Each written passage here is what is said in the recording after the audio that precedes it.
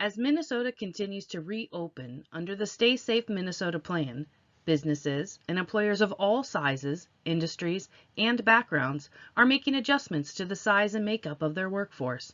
In support, DEED produced the Workforce Optimization Cycle, or WOC, a process to identify the unique challenges to each business and the best strategies when reestablishing their workforce. The Workforce Optimization Cycle can be used as a framework to guide businesses who have been forced to make an adjustment and are trying to determine their current and future workforce needs. There are 6 stages to the Workforce Optimization Cycle. Number 1, assess your business. Number 2, project labor demand. Number 3, workforce gap analysis. Number 4, develop workforce strategies. Number 5, implement and communicate. And number 6, monitor, evaluate, and adapt. In a previous video, we discussed Phase 1, assessing your business, which focuses on evaluation of the current state of your workforce. We recommend that you review that content as part of your process. As a reminder, due to the uncertainty in the length, type, or complexity of recovery, it is best to see this as a cyclical business process. Companies may be at different stages of the cycle and even find themselves repeating steps more than once.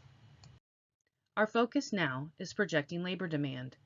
It's clear the current economic conditions are vastly different than pre-COVID-19.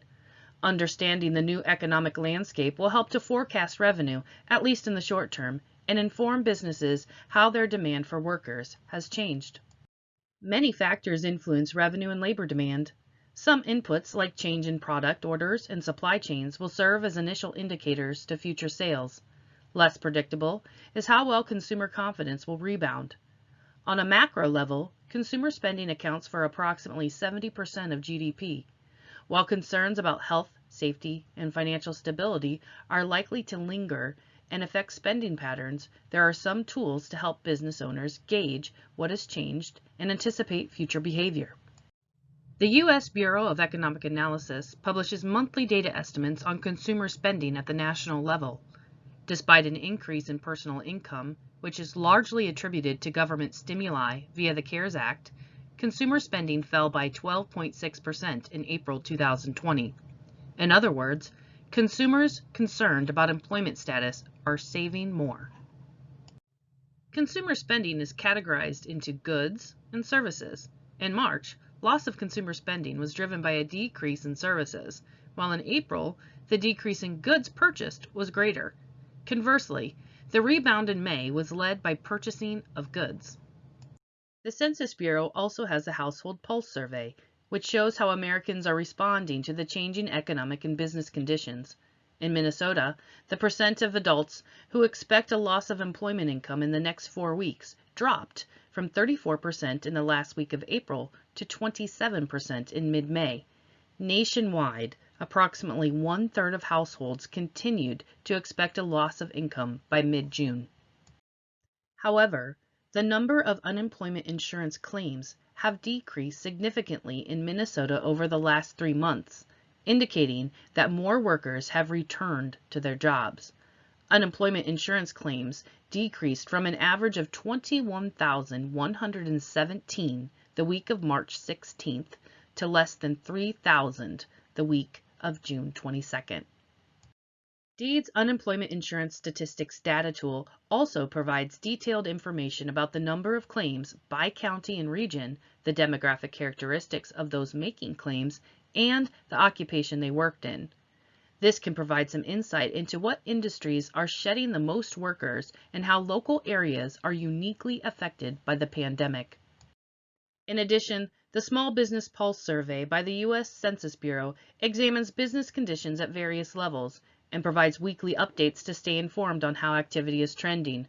Among other data points, the survey indicates whether small businesses are increasing or decreasing employment levels. During the week starting June 14th, 12.3% of small business owners in Minnesota added employees, while another 8.6% decreased their workforce. Both measures were trending well compared to nationwide responses. However, results vary by industry. For example, in the same week, 18% of business owners in accommodation and food services nationwide believe their business will not return to its usual level of operations, while only 8% of manufacturers said the same about their business.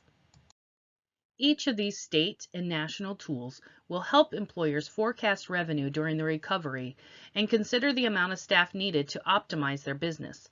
Local input, however, is just as important.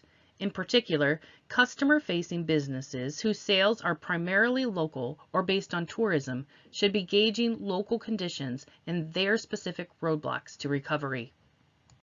Workforce strategy consultants are working with business communities across the state to provide more detail on local dynamics. For example, we are working with the University of Minnesota Extension to share local industry snapshots and local chambers to conduct customer confidence surveys. You can find out more about our work with the University of Minnesota Extension to plan for economic recovery in this video. Our network of workforce partners, economic development professionals, and labor market analysts are available to support your business community as well. Conditions will continue to change as more is learned about COVID-19 and its effect on the economy, meaning employers may return to this stage in the cycle often. But in the end, economic recovery will depend largely on how well small and mid-sized businesses are able to navigate these choices together. Follow Dee's workforce strategy team as we look closer at each stage of the workforce optimization cycle, talk with subject matter experts from organizations throughout the state, and share resources to help along the way. Visit the Workforce Optimization Cycle page for regularly updated content.